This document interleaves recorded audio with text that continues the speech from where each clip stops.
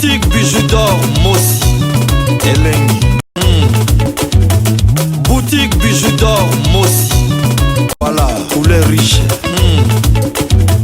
Boutique bijoux d'or Mossi. Boss, voilà, couleur riche. Boutique bijoux d'or. Boutique bijoux d'or Mossi Elengi.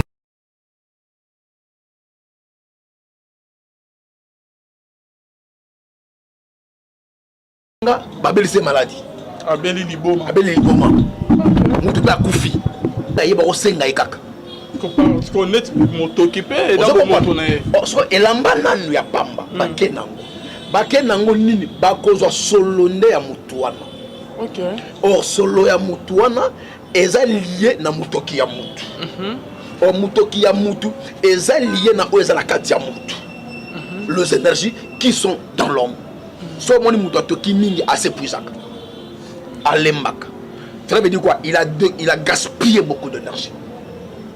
C'est au travers de la sueur. Donc moni elembisaka mutu comme fatigué. Vous comprenez? Alors, ce qui coûte kaka elamba ya pamba. O mutu que c'est kauki. Mais parce que tiki mutu na elamba wana, baki ba travailler na yango. À combien plus forte raison mutu ki ya mutu direct. Vous comprenez, papa? Le monde des esprits est un monde qui est en blague. C'est un monde qui est en sécurité. Beaucoup de gens prennent la spiritualité, le coup la blague. Non. C'est toute une vie. Toute une vie qui régit la vie courante. C'est facile, fait qu'à partir de moto, on peut obéir ça. Il y a liboma, abeli pe liboma, babomier, ba détruire, vine abeli pe liboma. C'est à partir quand il y a moto qui. On peut tout faire sauf rien. Ah bon? Il y a moi au monde qui non, parce que monsieur lamba ya mutu, bakena ngwe panganga, bakangi mutu mabota. Bakena ngwe panganga, babeli c'est maladie. Abeli liboma. Abeli liboma. Mutu ba kufi. Bakena ngwe panganga, babeli c'est maladie. Abeli liboma. Abeli liboma. Mutu ba kufi. Bien aimé dans le Seigneur, Bonzambe na Bonzambe Lola ezo futa simana to ya koloba kenzamba boto kwaye. Wa finalement ça zo c'est un grand merci na bino nyoto bozola na biso de partout. Merci na ba o ba benga biso, merci na ba o ba komela biso. Bonzambe na Bonzambe Lola ezo futa bien aimé dans le Seigneur. Merci na pasteur Feza Missi à la bouche autorisée de l'Éternel. Merci na Zurich, merci na Philom kwa motema vivence de Hombo. Excusez ma maman Gisèle, que le monté ma papa Emmanuel Naboto. Maman mami munga nzamba lola amono na papa Blaise Mbunga. Bonzambe na Bonzambe, Yesu nde mosu qui si bien aimé, les mains ne triomphe jamais, toujours na cadre ko informer bino. Tozali na pasteur David Poutou, ok boye bien très bien, oh tourner kosoma makamo moi ebele. Bien aimé dans les Seigneur, qu'est-ce qui se passe dans Katamakama qui Bonzambe, la magie dans l'église et Shalom l'homme de Dieu. Shalom papa. Bonne santé Kala. Zamba Zobatela. Vraiment, malgré comment musique. Vraiment. Dans ces personnes na yambi au papa. Réaction on a des années par rapport il y a des morts. Au bout de la biso hein. Makam Denis de Saoud Koloba. Concernant bamakamu ya mouchoir ya apôtre Mutombo papa na yebi ke yo eba makamu mingi apangus Moïse mbiye na kati église azu mutoki na ye azu atie na poche ake nango moi Denis de Salobi ke tamso ake na esprit na ye ake na puissance na ye lupemba na ye Moïse mbiya robela liboma blomo ya bon étant que l'homme de Dieu papa makamu amena ko expliquer par rapport à mouchoir magique ou comment. Papa Alvin, actuellement il y a beaucoup de choses. Oyo et Batamina Sima Kombo Yesu. Yemo lo Bagamabi, beaucoup viendront après moi. Ils feront le miracle à mon nom. Ma Barosala Oyo Yangaite. Cela ne veut pas dire que l'apôtre Léopold Mutombo Aza Nzambete, toi Aza Nzambe. Non. Yemo na yebi alliance. Yaye na Nzambe yemona yebi intimité. Yaye na Nzambe yenda yebi appartenance. Na ye azala ya nani to aza wapi parce que to moni yango na Bible ko tangu Israélites, Bazana Bitumba, na ba Philistin, qu'est-ce qui se passait? Joshua Mona, Ngambe Mogalati Pembe, a signé paix à toutes les questions. Es-tu le nôtre ou le leur? Tant à répondre que je suis le chef de l'armée de l'Éternel. Il a compris que Aïnangam, les Israélites, vous comprenez? Bon, c'est pas pour rien toutes les questions. Parce qu'actuellement, il y a une confusion. On ne sait pas qui est dans quoi, qui fait quoi. Mais tous, Tobatami na Kombo et Jésus-Christ de Nazareth. Aujourd'hui, maintenant, par rapport à l'élément Oyo Tocholana. Oyebi Papa Levin, l'heure est grave. Les loups en réalité, ils ont tellement ébélé na Moussala Nzambe. Ebele nakatuelanga ya Nzambe ko bana Nzambe bazo arriver à comprendre te bana Nzambe bazo arriver ya ko sosola te makambo etali mouchoir mouchoir landango très bien et bandi lelo te au komona na époque moko songolo pakala notre archibishop Coutinho Fernando azara na mouchoir soka saliboye batu babambani asaliboye batu bakei te koleka epa papa na biso le reverend docteur Soni Kafuta Rockman tomonaye tango sala ba seconde touché seconde gloire na ina martyr tomona ba mouchoir to longwe to yepa ya évêque Kankenza tomoni ba mouchoir bateau belé, mais on se rendre compte que Nathan Mogobo mouchoir et limoki. Mouchoir et bando mon na souté. Na elanga Nzambe. Et ça qui c'est période moko après période on remarqué que mouchoir est disparaître. Et ça sur na terrain té.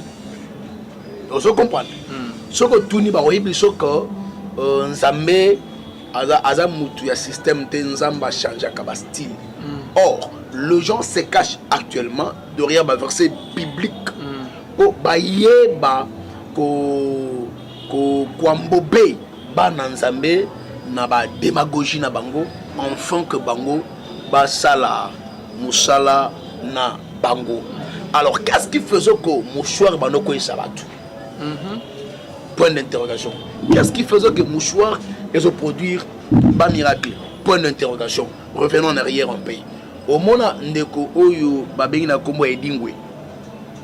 Abima période moko dire que yemuta pia kabango ba puissance wana yemuta pia kabango ba mouchoir wana ainsi de suite a déclaré biloko wana na média. Reste à vérifier est-ce vrai ou faux. Point d'interrogation. Mais ngana zo maintenant analyse par rapport à fait spirituel.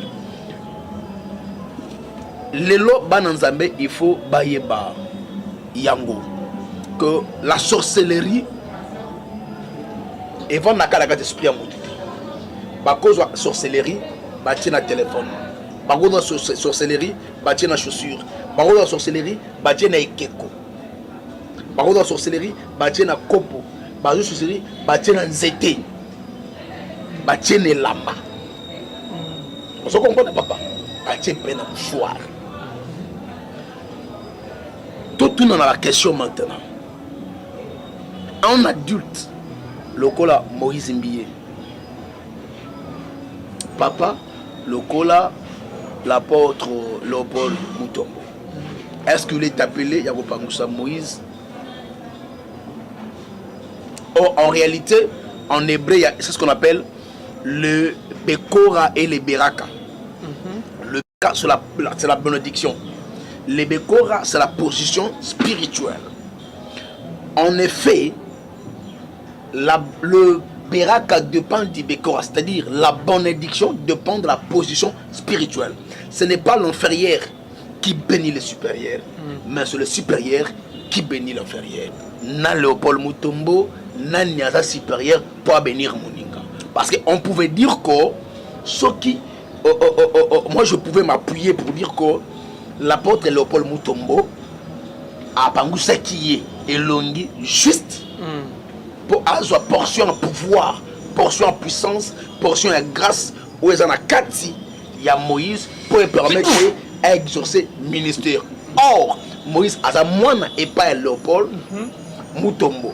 Tout, si c'était normal, tout le monde a Moïse Imbi a repensé c'est papa naïe. Léopold Mutombo Mutoki. À Kenango. Là, c'est normal et c'est logique. Et ça m'a dit c'est normal. Mais voir maintenant que l'apôtre Léopold Mutombo, papa. D'ailleurs, spirituellement, ça papa et pas Nanité. Et pas Moïse. Il y a sa coco et pas Moïse. Vous comprenez? Parce que Moïse a robé un pasteur local, la pasteur Samson. Oh, amen, ministère amen, a robé un papa. Vous comprenez? À sa coco et pas il y a l'apôtre Léopold Mutombo. Il y a même sur le moni. Tant l'apôtre Léopold Mutombo a Kekotala, il rendre hommage. Dans la attitude de Moïse Mbiye. Monika Gumba Maki. Afoukami pour reconnaître la supériorité. Vous comprenez? Mais si lui reconnaît la supériorité de l'apôtre Léopold Mutombo, comment est-ce que l'apôtre Léopold Mutombo a aucun opangousaye peut ajouter quelqu'un? Vous comprenez? Il y a quelque chose qui est caché. Na droit il y a le fait juridique et l'acte juridique qui se différencient dans le niveau intention de volonté. Vous comprenez? Maintenant, na katelikam, il faut qu'on y ait intention et ça qui nine. Oyo etindi l'apôtre a kende ko panguche motoki. Pe a kende na yango. Point d'interrogation. Par là, on se dit qu'il y a beaucoup de choses, il y a un mystère qui se cache derrière cet acte. Maintenant, ce mystère, c'est quoi à suivre?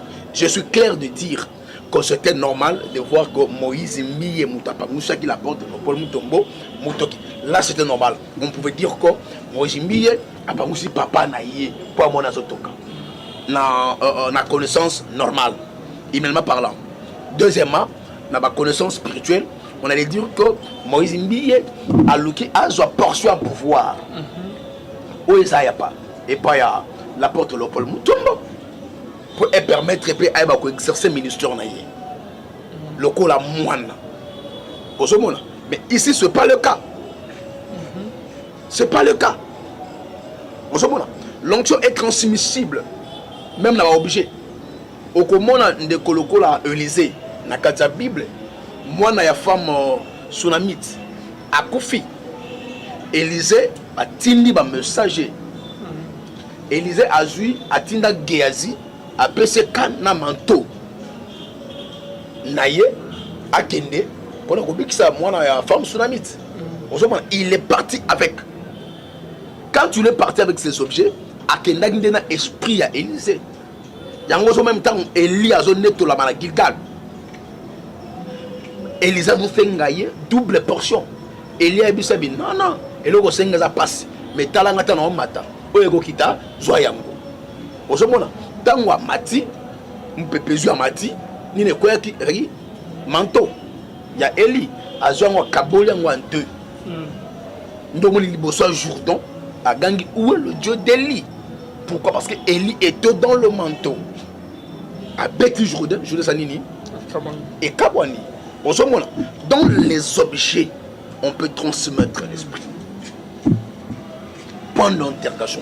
Le pourquoi l'apôtre Léopold Mutombo a pris la sueur de son fils et Akenango.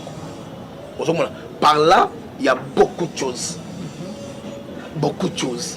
Lequel, je dis que Moïse soit pas c'était normal. On allait dire qu'il a eu pouvoir, a eu onction tata à quel travail. Alors, si ce n'est pas lui qui a fait, c'est l'apôtre qui a fait. Qu'est-ce qu'on dit là? Là, on approuve que lui aussi, de son tour, a pris l'onction du fils et est parti travailler avec. Or, l'onction de l'inférieur ne peut pas manigancer l'onction du supérieur. Impossible. Par là, l'homme de Dieu, n'est qu'un apôtre. Il faut articuler un mouchoir. Azoua a tient la poche, a tient la moto qui a Moïse Mbi, et là, c'est un mabé. Tout ça, non normal. De tout ça, non, tout ça, les michos. N'a pas ngusio, n'a tient la poche, n'a qu'un au moins on est gagné. Vous comprenez? Tous à la bateau. Déjà, ils ont signé à ma baie. Vous comprenez pas? Tous à la fanatique. Lélo, il y a leur guerre des esprits au côté na kati évangile. Ni ne veut les gars. Au monde na matière innocence à Christ. Héros de la roi. Ba marche ba ebisiabi. Nous sommes venus adorer un roi qui vient de naître. Pourquoi? Parce que nous avons vu son étoile apparaître depuis l'Orient. Au second, Hérode qui était là, tant à Monique, oh, roi Moussa Botami. Mais il y avait un roi. Et Bota N. À ce moment, il y a la place, comme Dieu sonde le cœur et le rein, à mon avis, déjà intention peut esprit. Il y a Hérode. Ndé Malamogo a avertir ba mage, pas on la sounze la wanati. Et Abimeli Marie, na Joseph, nando de pour leur dire, bah soit moi na baki misé l'Égypte. Parce que Hérode a dit salaye mabé. Vous comprenez? Et naissance à Christ est bon. Pourquoi? Parce que Hérode voulait mettre la fin à la foi qui était née. Vous comprenez? Il y avait une guerre des esprits.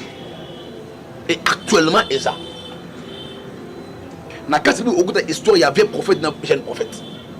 Vieux prophète connaissant que jeune prophète était avec Dieu pendant que lui n'avait plus Dieu à désorienter. Cette guerre existe aujourd'hui. Dans l'évangile. Au ce moment-là. Parce que pour dire que l'apôtre Léopold Mutombo a joué ministère, onction, il y a ministère, il y a Moïse Mia qui travaillait dans le je ne sais pas. Il a travaillé dans le monde parce que lui-même a impacté le Congo, a impacté le monde plus que Moïse Mia. Il a l'onction supérieure. Alors pourquoi aucun Motoki naïe? Alors par là, moi je me dis une chose. Et dans la réalité, ça cache Nakat et Zanine. Peut-être dans la signe de l'esprit, il a trouvé que yé avant la portion mogo ezo hier au gang c'est un monsieur qui alors que faire? À quoi utiliser na bénéfice du ministère naïe. Et il prend travailler. Dans l'homme, il y a ce qu'on appelle l'énergie. Autre bien dans le langage sacerdotal, le chakra. Dans le monde pour la vie, ne méprisez pas le don que vous avez reçu par imposition de mort. Dans l'homme, il y a les énergies qu'on transmet sur les autres. Il peut prendre cette énergie, partir avec et travailler sur cette énergie. Jésus dit à la femme, à la foule et aux disciples, qui m'a touché? Parce que je ressentis une force sortir au-dedans de moi. Pendant que la femme n'avait pas touché Jésus, il avait touché le pan du robe de Jésus. Il y a un mystère caché. Un mystère qui est lié aux objets d'une personne et la personne lui-même. Il y a ces mystères liés na objet à mutu, ne lamba ya mutu, ne loko à mutu, na mutu ye moko. Il faut beaucoup faire attention. Il y a un autre mona na ba vie courante. Mutu qui pas nga ba senge lamba ya mutu. Aya kati ngwa ke na ngokuna bazu mutu ambo. Ba bébé sivi na ye, ba bouye, suki na ye, elamba na ye, montre na ye, donc nyonso o ya ye ba osenga ekaka. Parce qu'on est occupé et d'abord motoné. Elamba nanu ya pamba, ba ke nango. Ba ke nango nini ba kozwa solonde ya mutu wana. OK. Or solo ya mutu wana eza lié na mutoki ya mutu. Or mutoki ya mutu eza lié na oeza la kati ya mutu. Les énergies qui sont dans l'homme. So moni mutu atoki mingi assez puissant. Alembak. Ça veut dire quoi? Il a gaspillé beaucoup d'énergie. C'est au travers de la sueur. Le monde est l'embisaka. Mutu comme fatigué.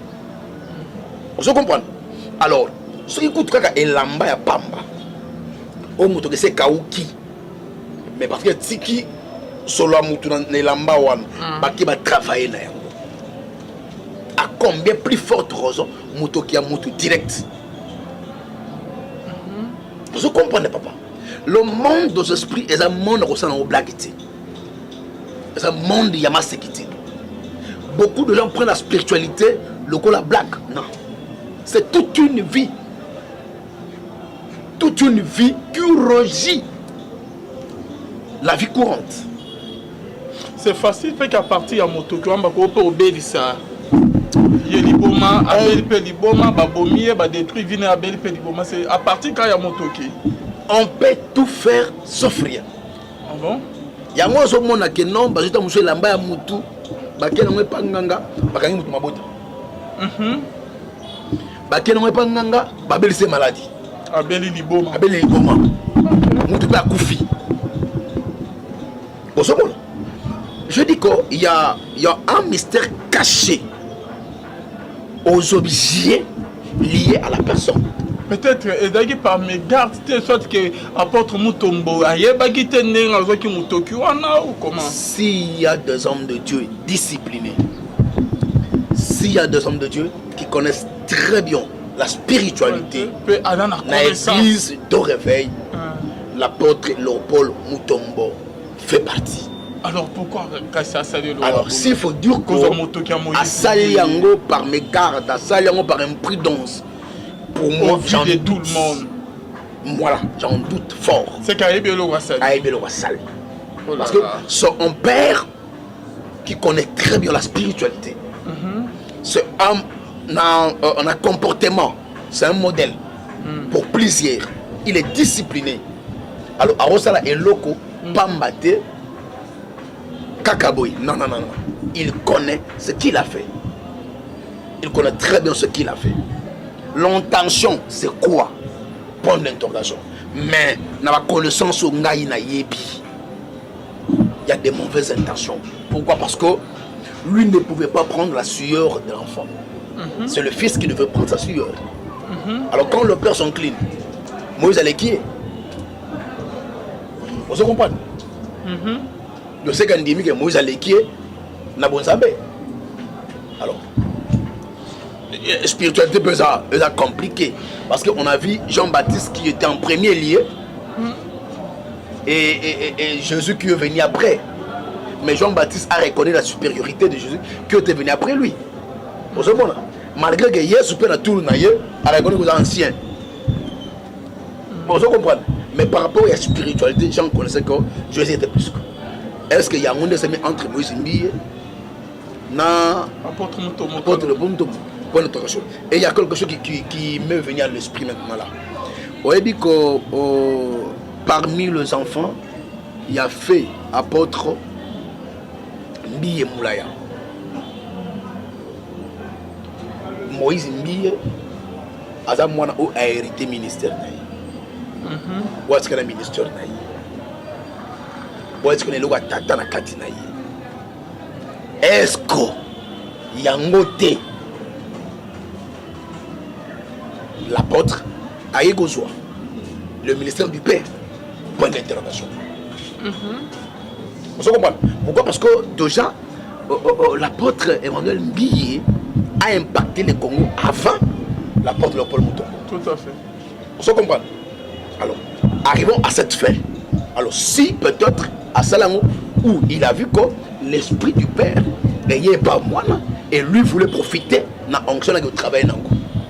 Là, je comprends.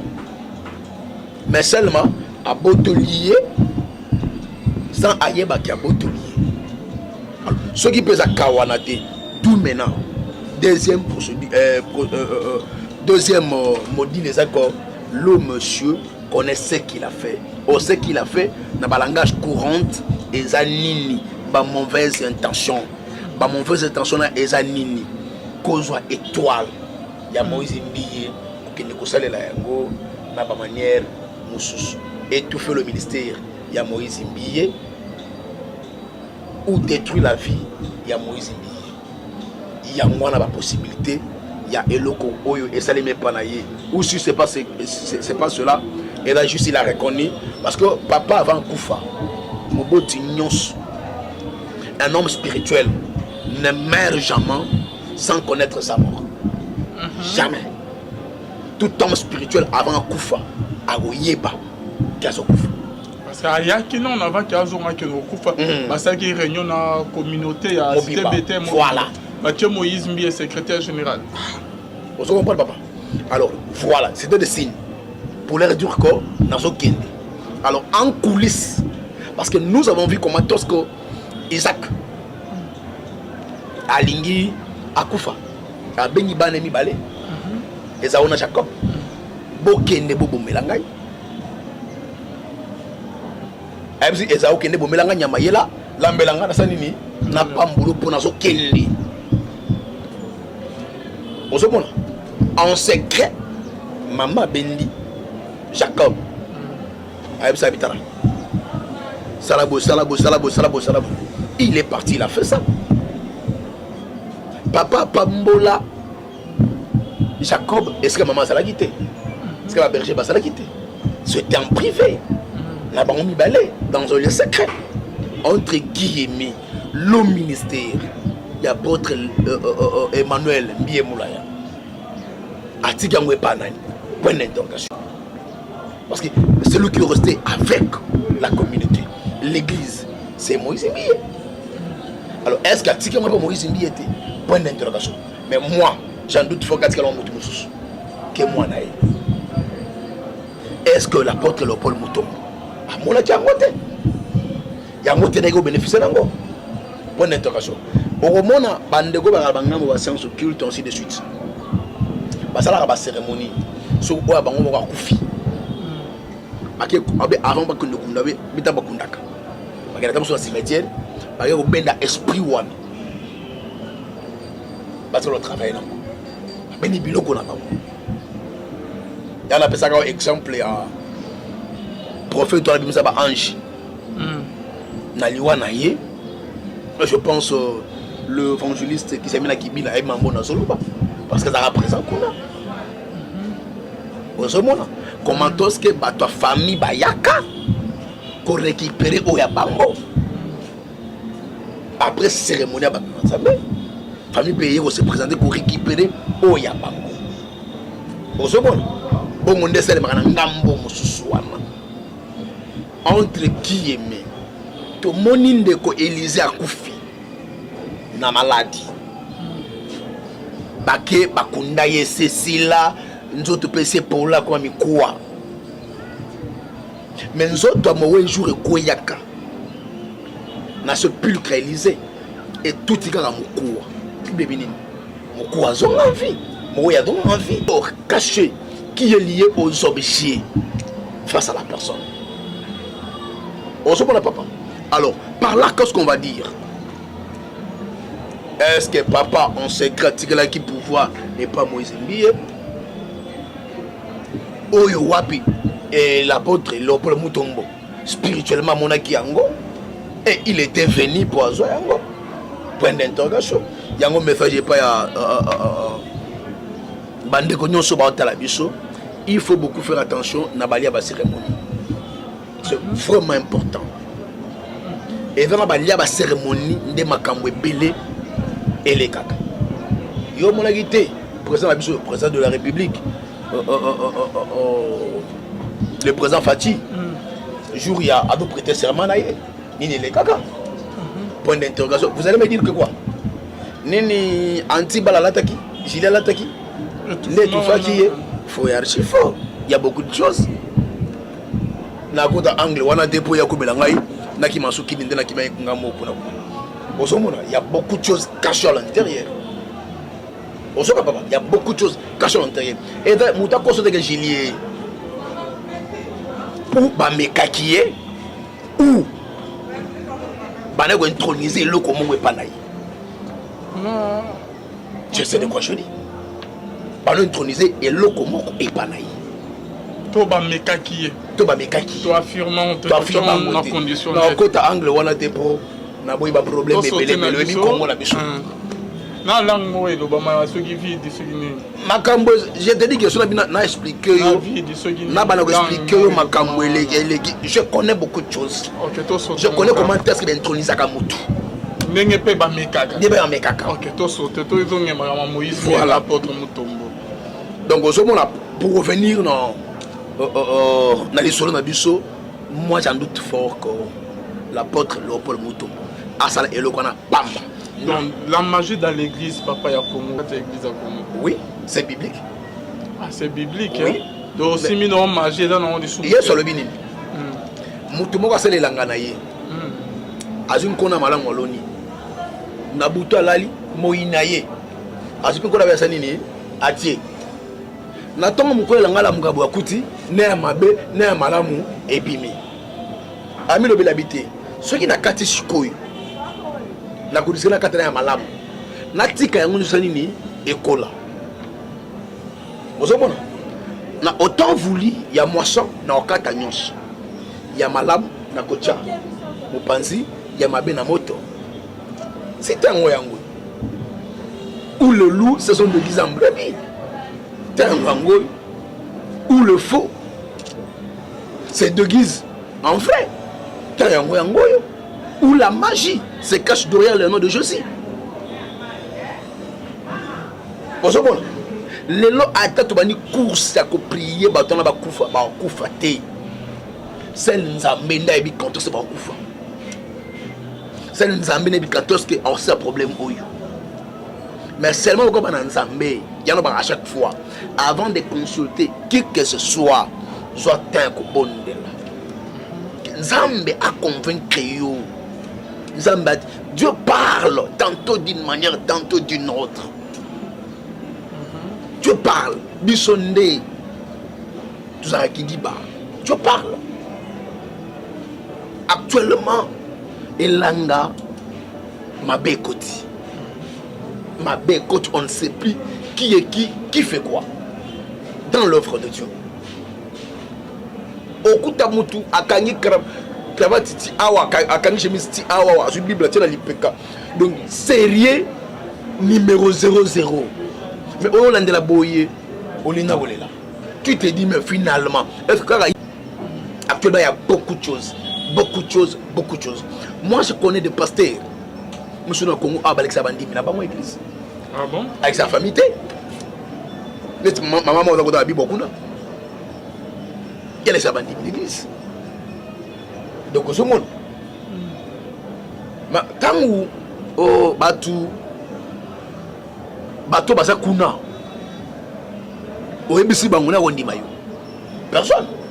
Moi je connais un pasteur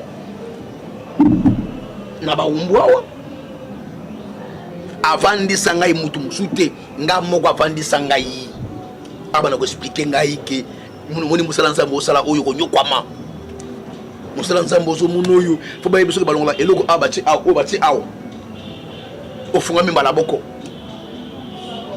Oh, le Messie tout en étant prophète a fait la rabokoko à la Moussekata a eu beau-fils naïe à côté de na Rose Croix Dorée et basenga bangba c'est pas uniquement ba pasteur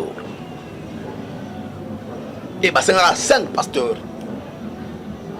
Je connais un pasteur na routine de panaïe na tenga comme le pasteur Didier Lawa avec parmi les candidats au Fababa Lekisa. Ngam la bikisai. Ngaim la bikisai. Avant la koya Songololo, Galaxie d'amour, Gamma, église Nezawana Sikoy. Avec une aviation 2, aviation 3, en face à Babel. On se montre, il connaît de ce que je dis. Bah, 5 apôtres Wana, avec 5 pasteurs, pour le ministère de Ganga, ils font Wamanakin.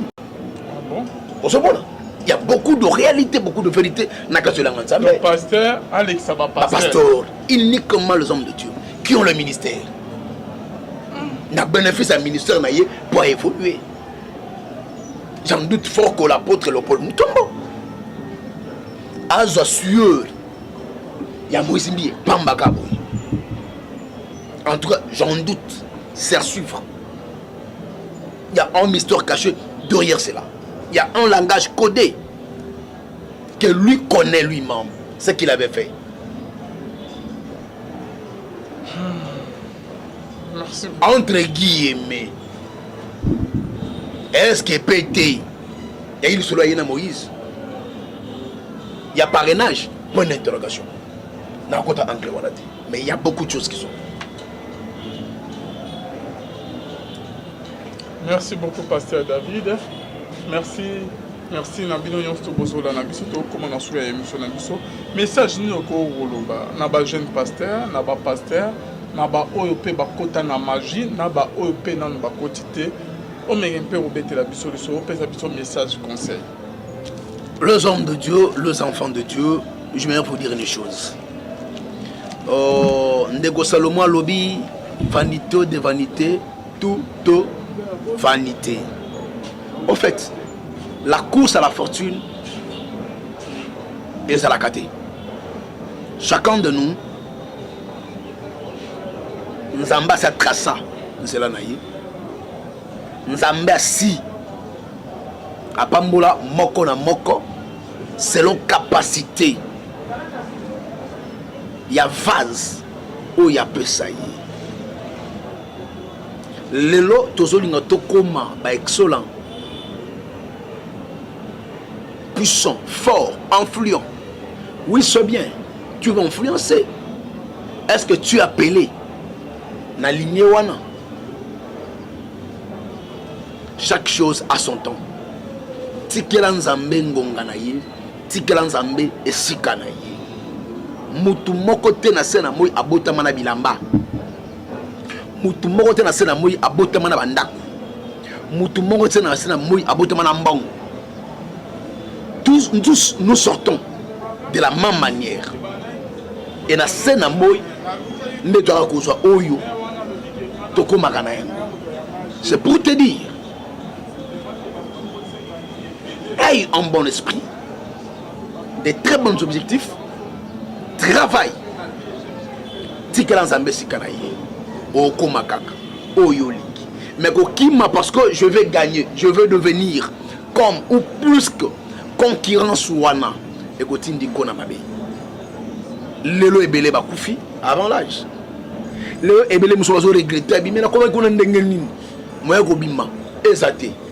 Mais je vous dis, il y a un nom qui bénit, il y a un nom qui élève, il y a un nom qui restaure, il y a un nom qui change tout, c'est le nom de Jésus.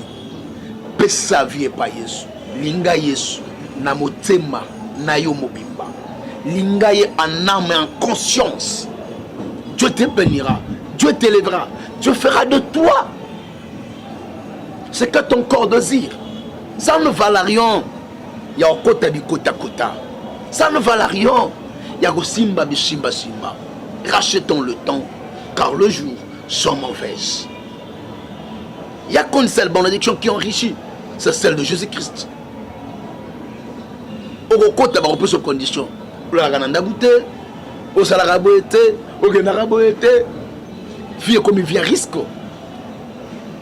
Mais bien aimé dans la Seigneur, to linga nzambe, to pesa pied pan nzambe, nzamba lola, awosala biso. Oyo tozo linga, pe oyo tozo luka.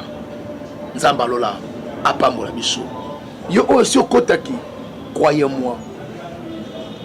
Il y a un docteur qui soigne, c'est Jésus. Avec Jésus, tu ne perdras pas ta vie. Avec Jésus, tu auras ce que tu avais perdu. Lorsque le Dieu de grâce, le Dieu de faveur, le Dieu d'alliance puisse vous bénir, Nakomolej. Amen.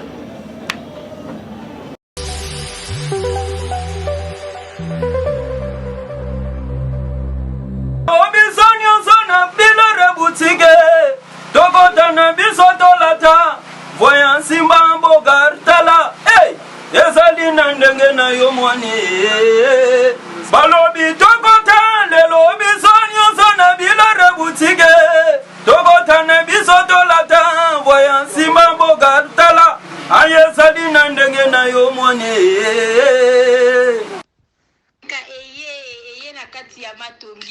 Maison de passage Nabiso. Maison de passage Nabiso ya Goyo, maison de passage Nabiso ezana ba climatiseur, ezali climatisé. Maison de passage Nabiso ezana matonge na Irebu A37. Maison de passage Nabiso tozana ba appartement où ezali ya 2 chambres, salon, cuisine tous les deux chambres wana eza na ba toilette na kati. Maison de passage na biso tozali na appartement oyo ezali kaka salon, salle de bain, chambre na cuisine. Tozali lisusu na appartement na biso oyo ezali appartement ya pamba lokola chambre na toilette. Toilette na oyo salle de bain na ona kati. Chambre oyo ezali ya pamba oyo ezaka na salle de bain okoyamba bapaya na yo na kati. Chambre oyo ezali chambre salon cuisine, salon ezali ya munene comme okoyamba bapaya na yo na kati, comme okoki koyamba bapaya na yo libanda. Mai na biso ebimaka kitoko. Courant na biso toza na balune ebele. Toza na groupe na biso soki courant ekei totie essence na kati ya groupe. Ndako na biso ezali sécurité, eza la sécurité ya makasi. Maison de passage na biso na matonge toza kobengisa bino. Mwana nyonso tu ya poto. Benga numéro oyo ozomona. Réserver place na yo pona ozwa place na yo ya kolala. Na kati ya maison de passage na biso tozali na boutique. Boutique oyo bazoteka ba duvet, bazoteka nyonso tu na kati ya boutique wana. Tozali lisusu na nini voiture oyo totie na disposition na bino bato bozoya na katikati ya maison de passage na biso oyo tobengi yango Bidor. Contactez Bijou d'Or TV. Contactez numéro oyo moni. Réservez place na yo. Ozwa place na yo avant parce que ba place na biso mingi eza kozala toujours occupé. Benga avant zwa place na yo. Okozala jamais déçu. Merci.